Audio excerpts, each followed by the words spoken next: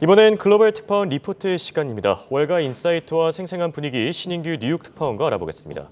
자, 올해 첫 번째 FOMC 회의에서 시장이 예상했던 대로 0.25%포인트 금리 인상이 단행됐습니다.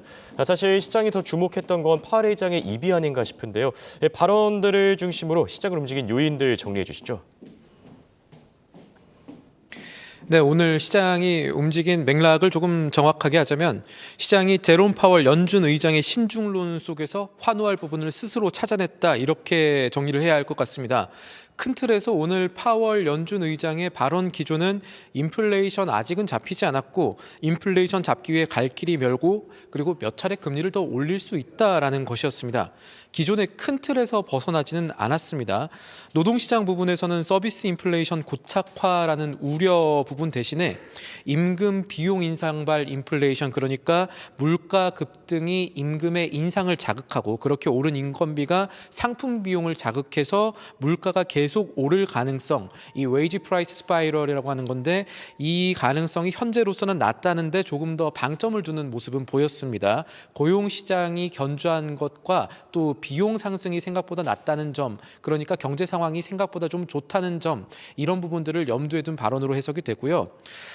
제롬 파월 연준 의장이 기자회견 이후에 미국의 채권 수익률 급락했고 연방 기금금리 선물 시장의 돈의 흐름도 변동이 있었습니다. 이 흐름들 요약하면요, 시장은 올해 금리 인상은 앞으로 한 번 더가 끝이고 금리는 연내 50bp 더 내려갈 수 있다고 본다, 이렇게 정리를 할 수가 있겠습니다. 연방 기금금리 선물 시장 패드워치에서 나타난 흐름 보면 3월에도 연준이 기준금리를 25bp 올릴 가능성을 85.6%로 보고 있습니다.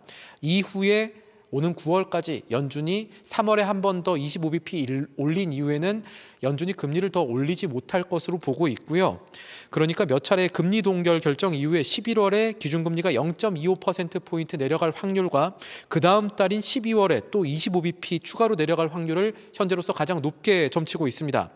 파월 의장의 기자회견 이후에 시장의 이 금리 인하 예측 확률과 인하 폭이 더 커진 상황입니다.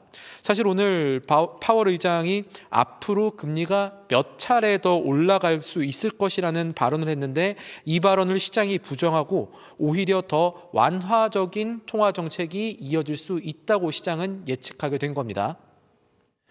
네, 시장이 파월 의장의 발언을 부정했다. 상당히 흥미로운 표현인 것 같은데요.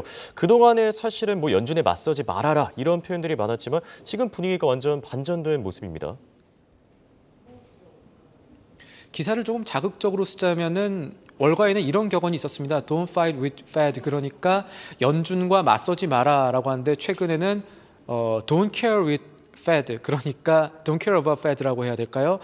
연준에 신경 쓰지 않는 시장의 모습이 좀 나타나고 있는데 사실 한편으로는 연준과 시장이 사실상 같은 논리를 펼치고 있는 가운데 인플레이션 하락 속도에 대한 이 예측의 차이가 3대 지수와 연방 기금금리 시장 그리고 채권 시장의 흐름을, 이 변화의 흐름을 만들어냈다고 볼 수가 있겠습니다.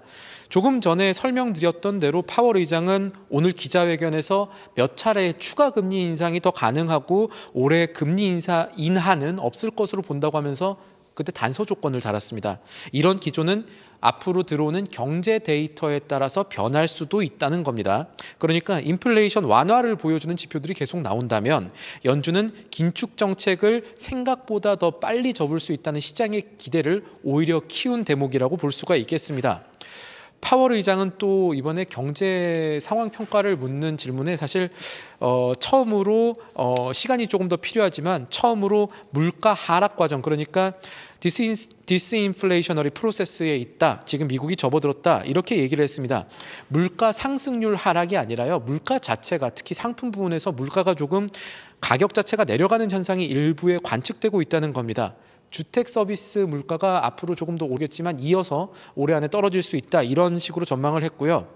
그래도 자신이 봤을 때는 시장이 실제보다 인플레이션이 더 빨리 떨어질 것이라 기대하고 있는 것 같다라는 발언을 했습니다. 이 부분을 설득하기가 쉽지 않다, 설득하기 어려운 부분이다라는 발언도 함께 했고요.